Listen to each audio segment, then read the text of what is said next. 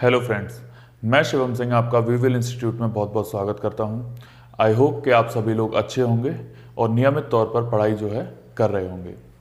सबसे पहले तो आपको दीपावली की बहुत बहुत शुभकामनाएं। अगली दिवाली तक आप एक अच्छी जगह पर अच्छी सी जॉब लेकर जो है सेटल हो जाएं।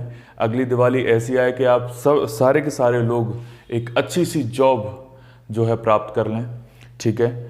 और मैं जो है आपको दिवाली की शुभकामनाएं देने में थोड़ा सा लेट हो गया, वैसे तो कल देना था लेकिन मैं कहीं चला गया था काम से, इस वजह से जो है मैं आपको लेट शुभकामनाएं दे रहा हूं। बट फिर भी आज भी दिवाली है ही, तो मेरी तरफ से और मेरे परिवार की तरफ से, वीविल इंस्टीट्यूट की तरफ से आप सभी को दीपावली की बहुत बहुत शुभकामनाएं, ढेरों शुभकामनाएं, ठीक है। अच्छे से दिवाली मनाएं, खूब सारे पटाखे फोड़ें, कोई बहुत ज़्यादा पॉल्यूशन वगैरह जो है नहीं होता है, लेकिन ये अश्योर करें कि आप सुरक्षित रहें और जितने भी आपके आसपास लोग हैं वो भी सुरक्षित रहें, कोई भी जलने का या किसी को भी कोई हानि पहुंचाने का जो है खतरा ना हो, ठीक है। तो खूब अच्छे से दिवाली मनाएं, सबसे मिलें, फैमिली के साथ टाइम स्पेंड करें, अच्छे से रहें और सबसे मिलकर जो है गिले शिकवे दूर करें, ठीक है।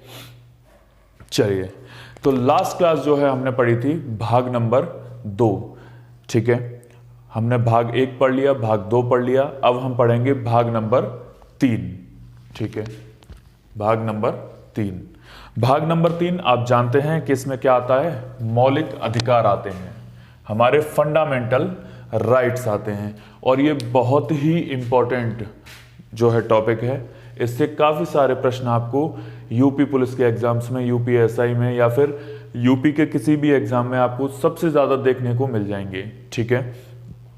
इनफैक्ट सेंट्रल के भी जो एग्जाम्स होते हैं उनमें भी आपको ये सारे के सारे जो है मौलिक अधिकार हुआ, या फिर चौथा जो भाग आएगा डीपीएसपी का, जिसे आप बोलते हैं राज्य के नीति निर्देशक तत्व, उसमें भी आपको कई सारे प्रश्न जो है देखने को मिल जाते हैं। तो ये बहुत ही इंपॉर्टेंट टॉपिक है, इसे अच्छे से जरूर पढ़ें, ठीक है।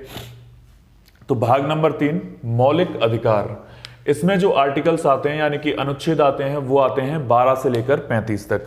आपसे प्रश्न पूछा जाएगा कि भारतीय संविधान के भाग नंबर 3 में क्या है, मौलिक अधिकार हैं।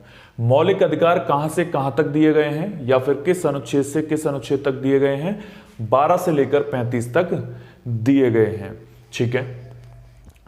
नेक्स्ट जो क्वेश्चन आपसे पूछा जाएगा वो है कि हमारे जो मौलिक अधिकार हैं, मोस्ट इंपॉर्टेंट, ठीक है, हमारे जो मौलिक अधिकार हैं वो किस श्रेणी के अधिकार हैं, ठीक है। तो आप कहेंगे नेगेटिव श्रेणी यानी कि नकारात्मक। ये कैसी श्रेणी के हैं, नकारात्मक श्रेणी के अधिकार हैं। क्यों, समझिए। एक तरफ तो ये जो मौलिक अधिकार हैं वो आपको भारतीय संविधान द्वारा दिए गए हैं, तो ये आपको शक्ति संपन्न बनाते हैं, लेकिन दूसरी ही तरफ ये आपकी शक्तियों को सीमित भी करते हैं।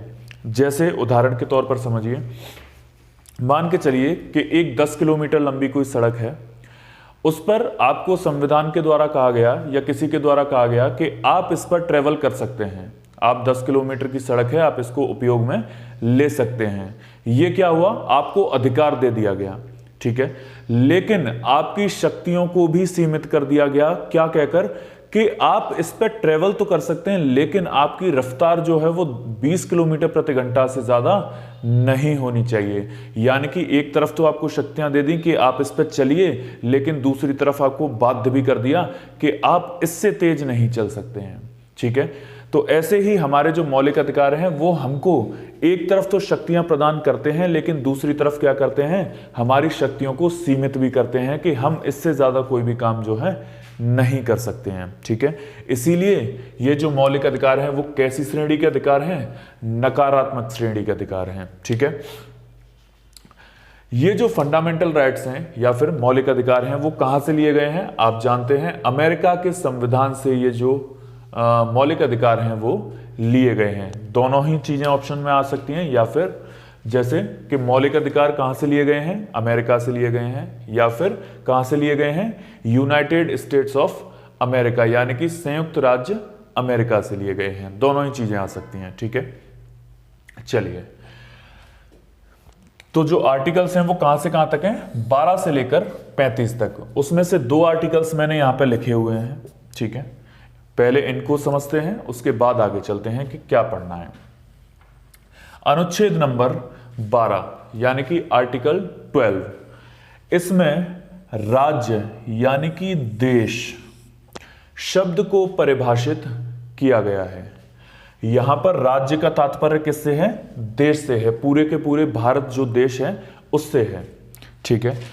क्योंकि आप जानते हैं हमारा जो देश है उसका प्रतिनिधित्व कौन कौन करता है, जैसे कि भारत सरकार या संसद करती है। आप जानते हैं कि संसद में जितने भी मेंबर्स इलेक्ट होते हैं उनको क्या कहा जाता है, सांसद कहा जाता है। और वो पूरे के पूरे देश से आए हुए लोग होते हैं, तो वो क्या करते हैं, पूरे के पूरे देश का जो है प्रतिनिधित्व करते हैं। फिर उसके बाद में राज्य सरकार या विधानमंडल आप कह सकते हैं। विधानमंडल का मतलब है विधानसभा और विधान परिषद। वहां पर क्या है, एक पूरे के पूरे स्टेट का जो है प्रतिनिधित्व होता है, ठीक है। उसके बाद में स्थानीय सरकार यानी कि पंचायतें हो गई, नगर पालिका हो गई, ये सारी की सारी चीजें, नगर निगम भी आप कह सकते हैं, ठीक है। उसके बाद में जितने भी विभाग और अधिकारी हैं जो कि संविधान द्वारा या विधि द्वारा स्थापित किए गए हैं, वो सारे के सारे लोग जो है इसके अंतर्गत आते हैं। यानी कि कह सकते हैं कि हमारे देश में जितने भी राज्य हैं उन सबका जो परिभाषा है या देश शब्द की जो परिभाषा है वो किस में दी गई है, आर्टिकल नंबर 12 में दी गई है, ठीक है। अनुच्छेद नंबर 13 मोस्ट इंपॉर्टेंट, मौलिक अधिकारों से असंगत विधियों का शून्य एवं निरस्त होना, ठीक है।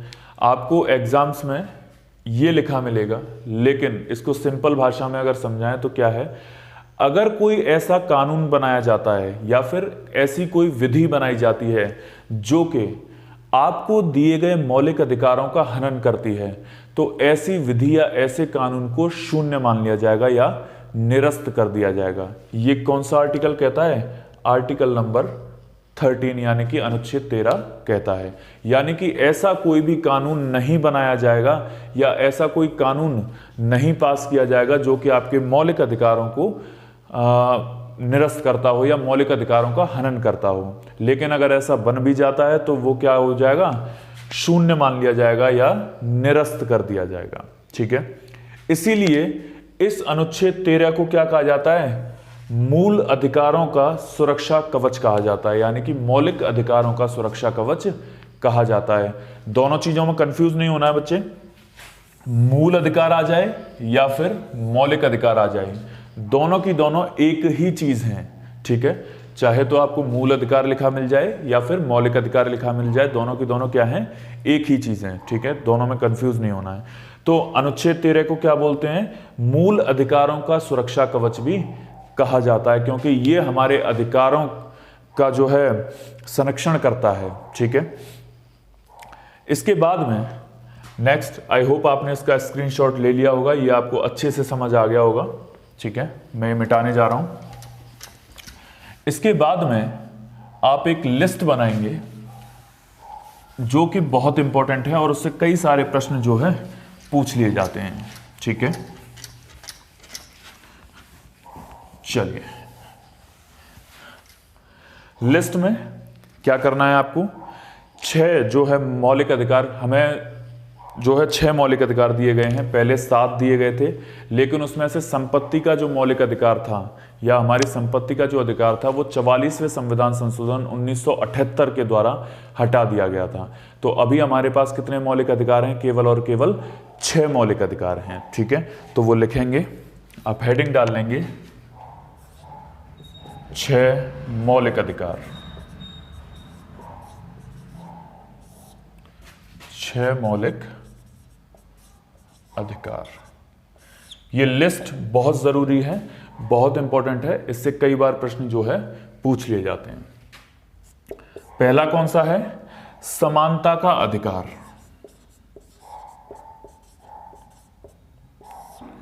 समानता का अधिकार। और इसमें कौन कौन से आर्टिकल आते हैं, आप जानते हैं कि अनुच्छेद 14 से लेकर 18 तक, यानी कि आर्टिकल 14 से लेकर 18 तक जो है समानता के अधिकार में अनुच्छेद आते हैं, ठीक है। यानी कि 14, 15, 16, 17 और 18 ये 5 अनुच्छेद किसके अंतर्गत आते हैं? समानता के अधिकार के अंतर्गत आते हैं। इसमें किसकी बात की गई है कि सभी जो भारत के लोग हैं उन सभी के लिए जो है एक सी विधि अप्लाई होगी, या एक सी विधि, एक सा कानून उनके लिए होगा, या सभी लोगों को जो अवसर दिए जाएंगे सरकारी नौकरियों के या किसी भी चीज़ के, वो समान रूप से दिए जाएंगे। तो वो सारी की सारी चीज़ें इसमें जो हैं दी गई हैं। अभी मैं केवल आपको जो है लिस्ट बनवा रहा हूँ, तो आप चिंता ना करें, ये सारे के सारे आर्टिकल्स मैं आपको डिटेल में कराऊंगा कि आर्टिकल 14 में क्या है, 15 में क्या है, 16 में क्या है, ये सारी की सारी चीज़ें मैं आपको डिटेल में करवाऊंगा। तो ऐसा ना समझें कि केवल इतना ही लिखवा रहा हूँ, ठीक है। दूसरा, अभी केवल लिस्टिंग है जो कि आपको लिखनी है और वो बहुत ही इंपॉर्टेंट है, ठीक है। दूसरा है स्वतंत्रता का अधिकार। स्वतंत्रता का अधिकार, और ये अनुच्छेद आते हैं 19 से लेकर 22 तक, यानी कि 19, 20, 21 और 22। ये 4 आर्टिकल्स किसमें आते हैं? स्वतंत्रता के अधिकार में। यानी कि इसमें आपको स्वतंत्रता दी गई है। इसी के अंतर्गत आपको क्या है, जैसे राइट टू प्राइवेसी, या फिर आपको बोलने की स्वतंत्रता, भाषण देने की स्वतंत्रता, कहीं जाने आने की स्वतंत्रता, वो सारी की सारी किसके अंतर्गत आती हैं? इसी स्वतंत्रता के अधिकार के अंतर्गत आती हैं। इनसे प्रश्न कैसे पूछे जाते हैं? मान के चलो आपको दे दिया कि अनुच्छेद 19 से लेकर 22 तक कौन से अधिकार दिए गए हैं, तो आपको आंसर क्या करना है? स्वतंत्रता के अधिकार दिए गए हैं। या फिर आपसे पूछ लिया कि स्वतंत्रता के अधिकार के अंतर्गत कौन से अनुच्छेद दिए गए हैं, तो 19 से लेकर 22 तक दिए गए हैं। या फिर ऐसा करेगा कि स्वतंत्रता का अधिकार कौन सा है या कौन सा नहीं है, 4 ऑप्शन दे देगा, तो उसमें से कोई भी आप जो है एलिमिनेट कर सकते हैं, या 3 एलिमिनेट करने हो, 1 लगाना हो, ठीक है। ऐसे करके आपको प्रश्न जो है दिए जाएंगे। तीसरा है शोषण के विरुद्ध अधिकार। शोषण के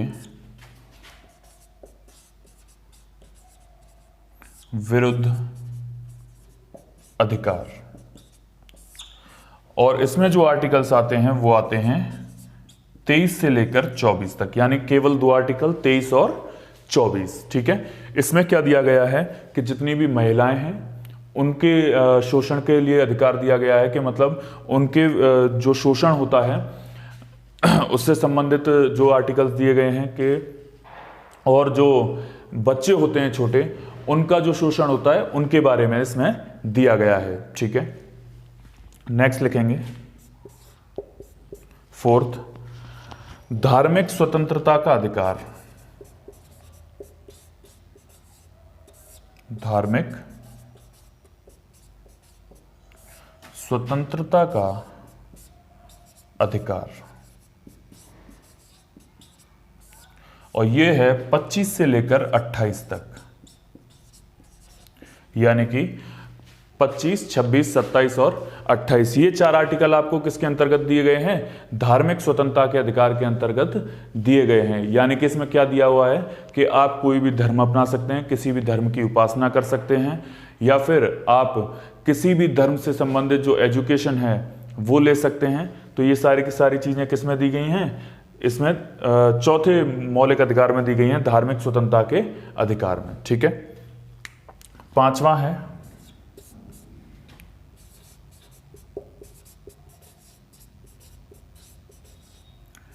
सांस्कृतिक एवं शैक्षणिक अधिकार। एवं शैक्षणिक अधिकार, और ये दिए गए हैं आपके 29 से लेकर 30 में, ठीक है। यानी कि इसके अंतर्गत आप किसी भी संस्कृति को अपना सकते हैं, आप कोई भी कॉलेज या शैक्षणिक संस्थान जो है, स्कूल या कॉलेज जो है, उसकी स्थापना कर सकते हैं, ठीक है। तो वो किसके अंतर्गत आता है? आपके मौलिक अधिकार नंबर 5 में सांस्कृतिक एवं शैक्षणिक अधिकार के अंतर्गत आता है, अनुच्छेद नंबर 29 और 30 में। और 6वां और लास्ट जो मौलिक अधिकार है वो कौन सा है आपका? संवैधानिक उपचारों का अधिकार।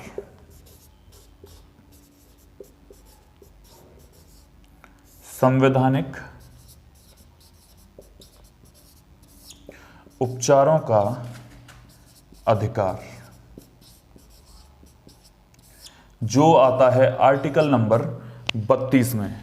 आप जानते हैं कि इसके अंतर्गत क्या दिया गया है कि संवैधानिक उपचारों का अधिकार, यानी कि जितनी भी संवैधानिक चीजें होंगी उन सभी का उपचार किस में मिलेगा?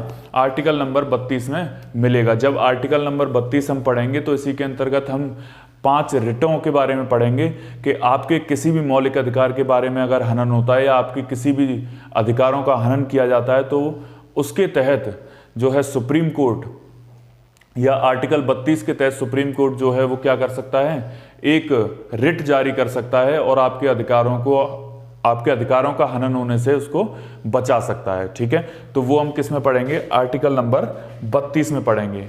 आप जानते हैं कि यहां पर एक आर्टिकल छूट गया, आर्टिकल नंबर 31।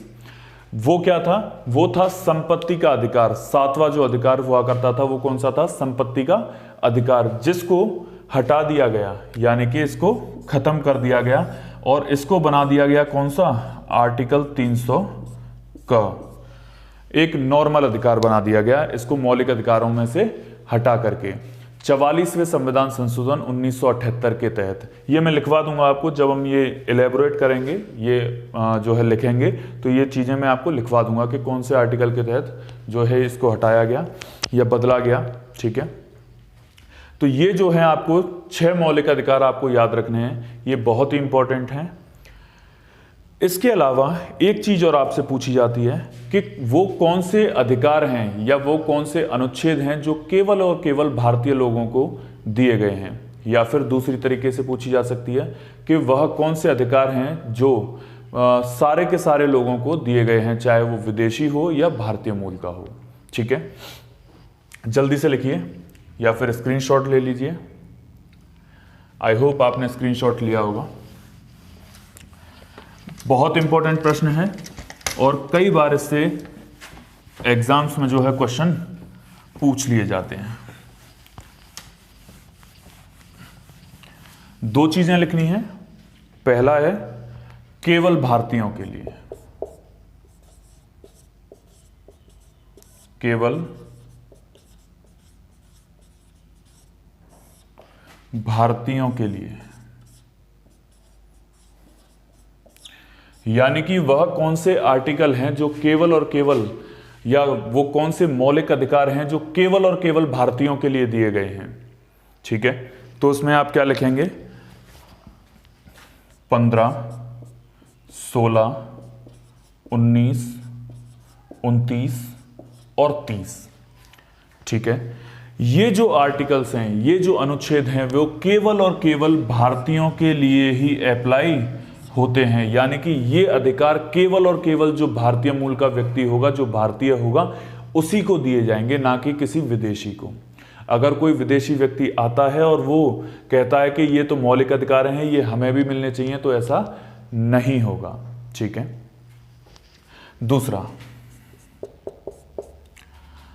दूसरा आप लिखेंगे सभी के लिए, सभी के लिए।